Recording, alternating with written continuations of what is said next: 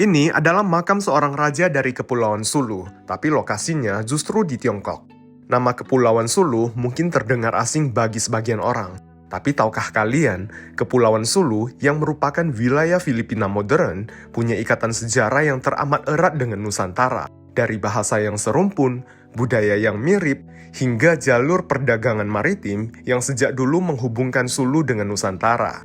Tapi, yang membuat kisah ini begitu menarik adalah bagaimana seorang raja dari Kepulauan Sulu datang mengunjungi Tiongkok pada 600 tahun lalu dan tidak pernah kembali lagi ke tanah asalnya hingga akhir hayat. Bahkan keturunan sang raja masih menetap di sini, menjadi warga muslim di Techo, Provinsi Santong, untuk menjaga pusara leluhur mereka. Lalu, apa yang sebenarnya terjadi sampai sang raja dimakamkan di sini? Di video ini, kita akan menelusuri sejarahnya, mengungkap sebuah cerita lintas negara, lintas budaya, yang mungkin terlupakan oleh sebagian orang.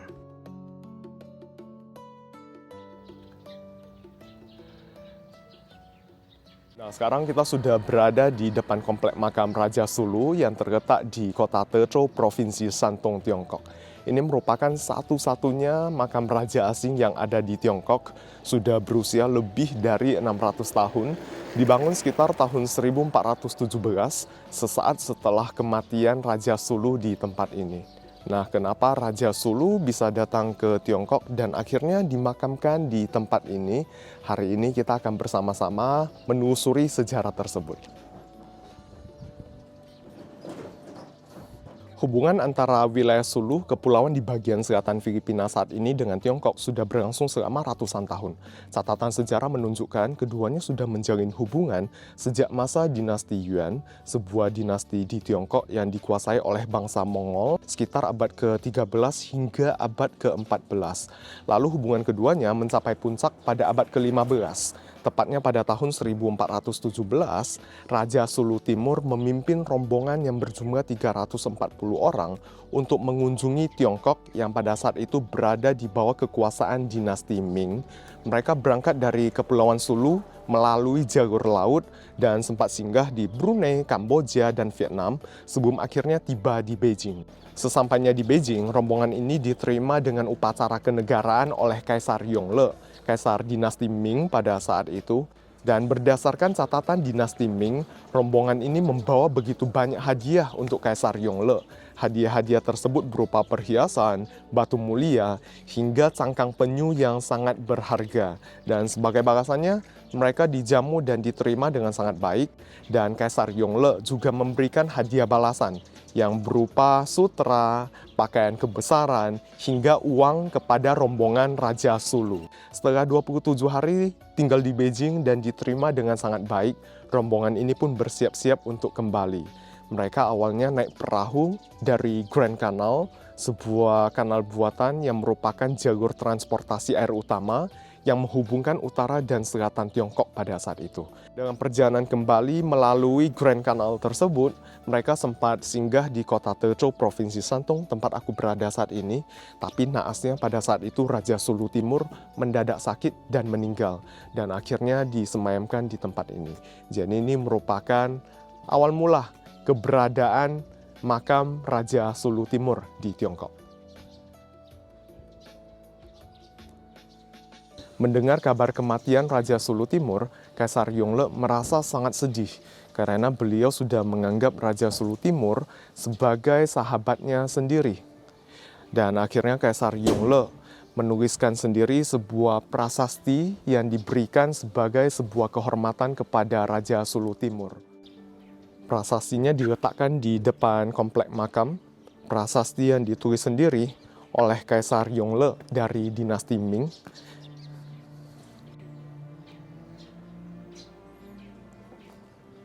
Ini prasastinya sudah berusia 600 tahun lebih. Dibuat pada tahun 1418. Di bagian depan makamnya terdapat yang namanya The Spirit Way atau Jalan Sakral. The Spirit Way ini biasanya ditemukan pada komplek pemakaman para kaisar dinasti kuno Tiongkok. Dan di kedua sisinya biasanya terdapat patung-patung batu ya. Jadi ini skalanya sama dengan skala makam Raja Tiongkok. Misalnya nih di sebelah sini ada patung singa. Ini patungnya sudah berusia 600 tahun lebih juga ya. Sudah menjadi artefak kuno. Di sini ada patung kuda, terus ada patung prajurit.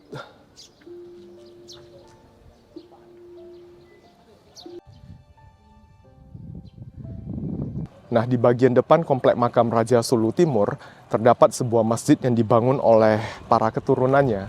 Jadi Raja Sulu Timur itu beragama Islam. Nah, penyebaran agama Islam di Kepulauan Sulu tidak terlepas dari peran para ulama yang ada di Nusantara. Disebutkan bahwa seorang ulama yang bernama Bagindo Ali merupakan salah seorang yang sangat berjasa dalam penyebaran agama Islam dan proses Islamisasi di Kepulauan Sulu. Tapi sebelum masuk ke dalam ada satu hal yang menarik perhatianku nih. Raja Sulu Timur kan beragama Islam ya, tapi pada komplek makam beliau terdapat begitu banyak ornamen atau patung berwujud manusia dan hewan. Sepengetahuan saya dalam agama Islam tidak diperbolehkan patung atau ornamen berwujud manusia ataupun hewan.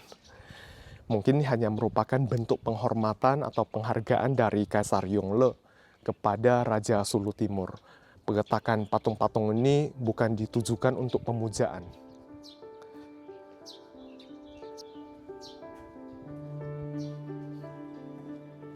Untuk masuk ke sini kita nggak perlu beli tiket, gratis. Kita hanya perlu registrasi aja di depan sana. Dan ini memang komplek makam ala kaisar-kaisar China sih.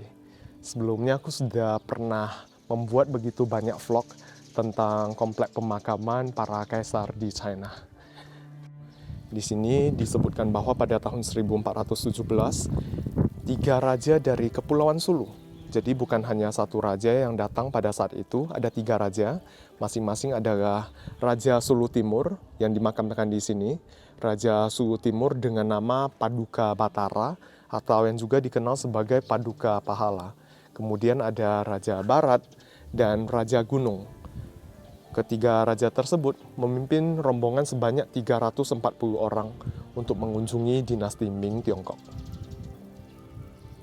Peninggalan Raja Sulu Timur, beberapa anggota keluarga beliau tetap tinggal di sini untuk menjaga makam beliau. Jadi pada saat itu, Raja Sulu Timur membawa serta beberapa anggota keluarganya termasuk sang istri, sang ratu, dan ketiga putranya. Putra pertamanya yang bernama Tumahan kembali ke Sulu untuk meneruskan tatah, sedangkan 2 putra lainnya yang masing-masing bernama Antulu dan Wunhala tetap tinggal di sini untuk menjaga makam beliau. Dan selama ratusan tahun, keturunan dari Raja Sulu Timur tinggal di tempat ini sebagai bangsawan asing. Hingga akhirnya pada tahun 1731, keturunan beliau mengajukan diri untuk diakui sebagai warga negara Tiongkok. Pada saat itu, Tiongkok sudah berganti dinasti dari dinasti Ming menjadi dinasti Qing. Dan hingga saat ini keturunan dari Pangeran Antulu dan Wunhala masih tinggal dan menetap di sekitar komplek makam ini. Keturunan mereka dikenal sebagai orang-orang dengan marga An dan Wun yang diambil dari nama depan kedua pangeran tersebut. Berdasarkan catatan, totalnya terdapat sekitar 3.000-an keturunan Raja Sulu Timur di Tiongkok. Nah, ini aula utama dari komplek makam Raja Sulu Timur. Nah, di sini ada sejarahnya sangat lengkap, diceritakan semuanya. Kurang lebih seperti yang aku ceritakan tadi, dan di sini juga ada dituliskan bahwa Raja Paduka Batara merupakan seseorang yang beragama Islam. Terus ini adalah batu nisan asli dari makam Raja Sulu Timur. Ini yang aslinya di sini.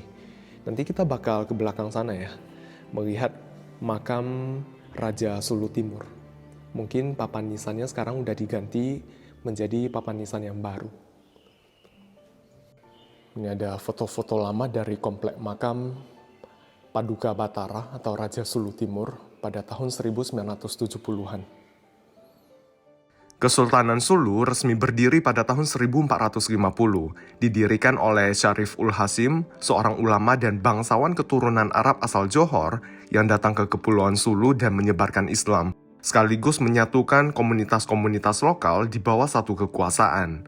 Dari sinilah Kepulauan Sulu berkembang menjadi salah satu kekuatan maritim penting di Asia Tenggara. Wilayah pengaruhnya bahkan meluas hingga ke bagian utara Kalimantan, yang kini menjadi wilayah Indonesia dan Malaysia, serta menjalin hubungan erat dengan kerajaan-kerajaan di Nusantara seperti Brunei dan Mindanao. Selama berabad-abad, Kesultanan Sulu memainkan peranan penting dalam jalur perdagangan regional, terutama dalam komoditas laut dan hasil bumi, sekaligus menjadi pusat penyebaran Islam di kawasan tersebut. Namun kejayaannya mulai meredup ketika kekuatan kolonial barat datang. Kekuatan politik kesultanan perlahan melemah, hingga akhirnya pada tahun 1915, Sultan secara resmi melepaskan kekuasaan politiknya. Sejak saat itu, Kesultanan Sulu tidak lagi berdiri sebagai kekuatan berdaulat. Mungkin kalian bertanya, Kesultanan Sulu baru berdiri pada tahun 1450 kan? Lalu kenapa pada tahun 1417 sudah ada raja dari Kepulauan Sulu yang menjalin hubungan diplomatik dengan Tiongkok? Jadi sebelum Kesultanan Sulu resmi berdiri pada tahun 1450, di wilayah Kepulauan Sulu sudah ada beberapa entitas kekuasaan yang dipimpin oleh raja. Dan barulah pada tahun 1450 tersebut berdiri Kesultanan Sulu yang dipimpin oleh seorang sultan. Nah, ini The Grand Canal yang tadi aku sebutkan. Kanal buatan yang merupakan jalur transportasi air yang menghubungkan Beijing di utara dengan kota Hangzhou. Nah, jadi pada saat itu Raja Sulu Timur berangkat dari Beijing bersiap-siap kembali ke Sulu melalui jalur ini. Dan sampai di sini, Tezhou, tempat kita berada, beliau meninggal di sini ya. Dan ini bagian paling belakang dari komplek makamnya. Makamnya di sebelah sana.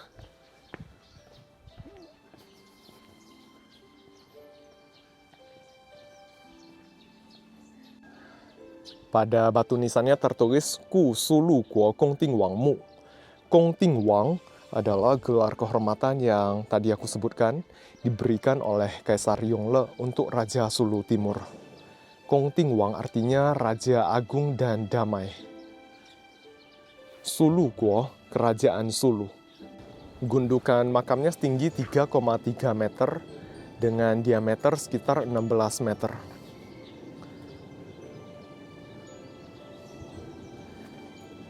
Keturunan Raja Sulu Timur juga ada di Filipina. Mereka juga sempat datang ke tempat ini untuk memberikan penghormatan kepada leluhur mereka.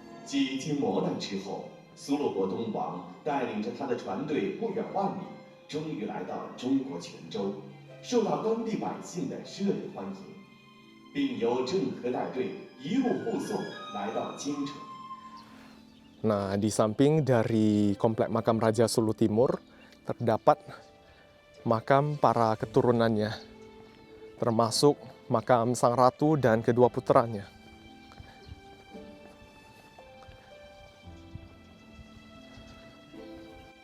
Di sini terdapat 3 makam. Di sebelah kanan ini merupakan makam dari putra kedua Raja Sulu Timur yang bernama Wunhala. Sedangkan di bagian kiri merupakan makam dari putra bungsunya yang bernama Antulu. Dan di bagian tengah merupakan makam dari istri beliau, sang ratu. Nama dari sang ratu diketahui bernama Kamulin, berdasarkan catatan dinasti Ming Tiongkok. Berdasarkan catatan sejarah dinasti Ming, Raja Sulu Timur meninggal pada tahun 1417 kan. 6 tahun setelahnya, sang ratu, Ratu Kamulin, sempat pulang ke Kepulauan Sulu untuk menjenguk saudaranya. Ia tinggal selama 1 tahun di Kepulauan Sulu. Lalu pada tahun 1424, 1 tahun setelahnya, ia kembali lagi ke tempat ini. kembali tinggal di sini bersama kedua putranya hingga akhir hayatnya dan akhirnya dimakamkan di kota Tezhou, Provinsi Shantung.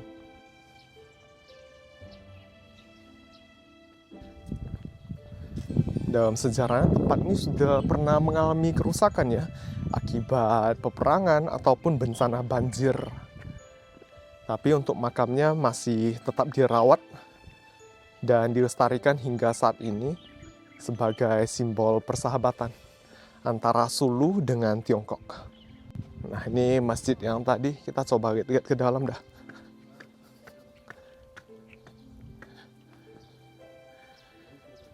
Namanya Peiying Qingzhensi, Masjid Peiying.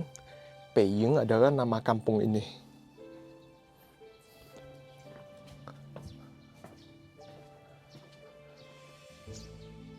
Masjidnya seperti ini ya, nggak begitu besar. Ini masjid yang dibangun oleh keturunan Raja Sulu Timur. Pertama kali dibangun sekitar abad ke-16. Tapi tentunya ini sudah pernah mengalami kerusakan dan dibangun kembali menjadi bentuk yang kita lihat sekarang ini.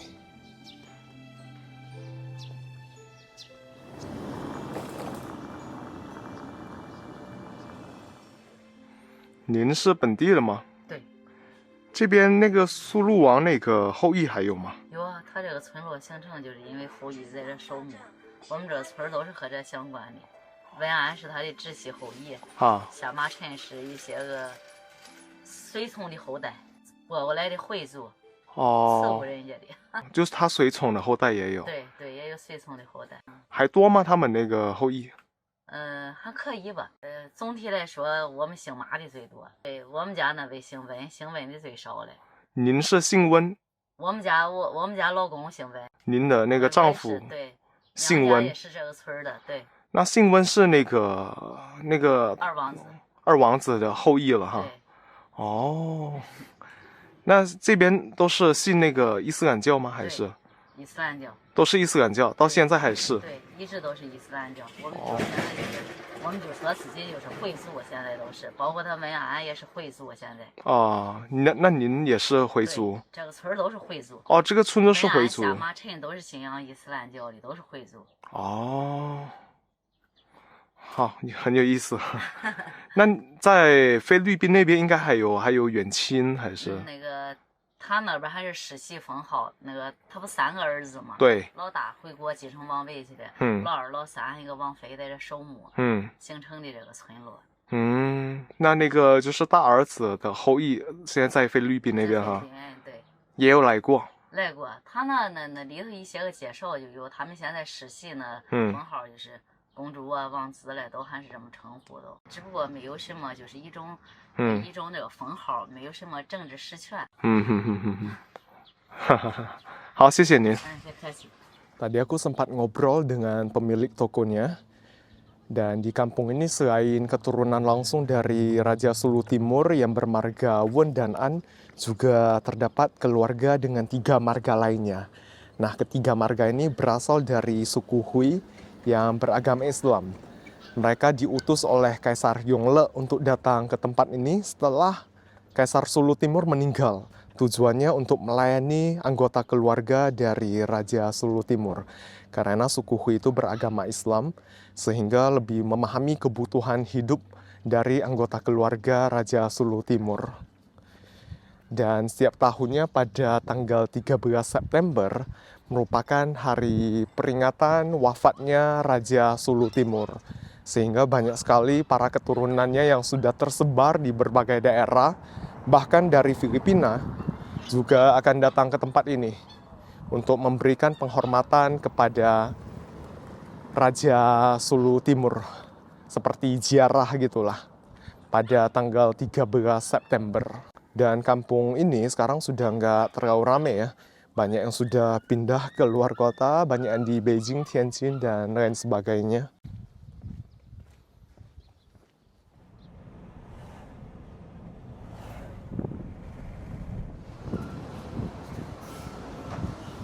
Nah, yang paling terkenal dari kota Tezhou adalah Tezhou Paji sejenis hidangan ayam ungkep gitu. Ini enak banget sih, aku suka banget. Jadi kalau datang ke kota Tezhou, wajib beli oleh-oleh ini. Jadi kayak gini ayamnya, per pack kayak gini 1 ekor. Yang kayak gini bisa tahan 20 hari lebih katanya, hampir sebulan lah. 你好，这个给我来2盒吧。行，稍微等几天。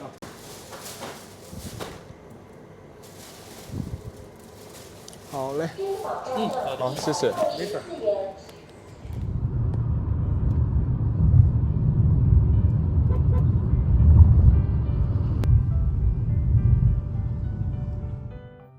Jadi hari itu aku datang ke Tezhou khusus untuk mengunjungi makam Raja Sulu yang selama ini hanya aku dengar dari cerita sejarah. Setelah menghabiskan waktu di sana dan menelusuri semua kisah yang tersimpan di baliknya, sore harinya aku langsung balik ke Beijing dengan menumpangi kereta cepat. Perjalanan dari Tezhou ke Beijing sendiri sekitar 300 km. Dan dengan jaringan kereta cepat Tiongkok yang terkenal efisien, waktu tempuhnya hanya sekitar 1 jam 10 menit. Nah, jadi ini kita mukbang dulu. Ayam yang tadi aku beli, Tezhou Paji. Ini ayam ungkep gitu. Nah, hidangan ini sudah berusia lebih dari 300 tahun. Ditemukan sekitar akhir abad ke-17. 1 ekor ini sekitar 600 gram ya. Tadi aku belinya 1 ekor ini 62 yuan, sekitar 150.000 rupiah. Wah, ini daging ayamnya udah empuk banget.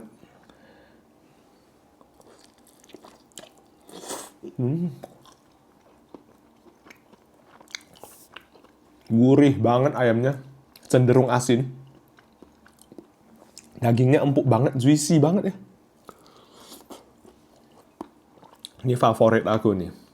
Dimakan gitu aja udah enak banget. Ayam ini direbus dengan api yang gede banget. Habis itu diungkep lagi selama beberapa jam. Jadinya kayak gini. Tapi sekarang pembuatannya harusnya ayamnya digoreng dulu ya. Sebelum diungkep, ayamnya digoreng dulu. Biar kulitnya seperti ini. Ini dimakan pakai nasi enak juga nih.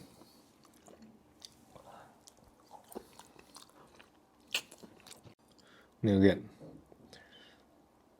Dagingnya udah lepas dari tulangnya. Saking empuknya. Jadi ini ayamnya diungkep selama 6-7 jam dengan belasan rempah-rempah. Jadi rasanya rich banget, udah meresap sampai dalam-dalamnya.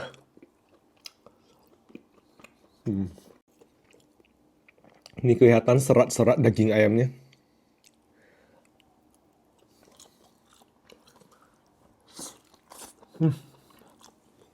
Nggak bisa berhenti kok makan ini. Nah, ini bagian dadanya. Bagian dadanya nggak kering juga, nah. Juicy banget, empuk banget. Sama sekali nggak seret daging dadanya. Oke, jadi segitu dulu buat vlog kali ini. Tentang makam Raja Sulu yang ada di kota Tezhou. Beserta Tezhou Paji. Ayam ungkep khas kota Tezhou, Provinsi Shandong. Sampai ketemu lagi di vlog selanjutnya. Bye!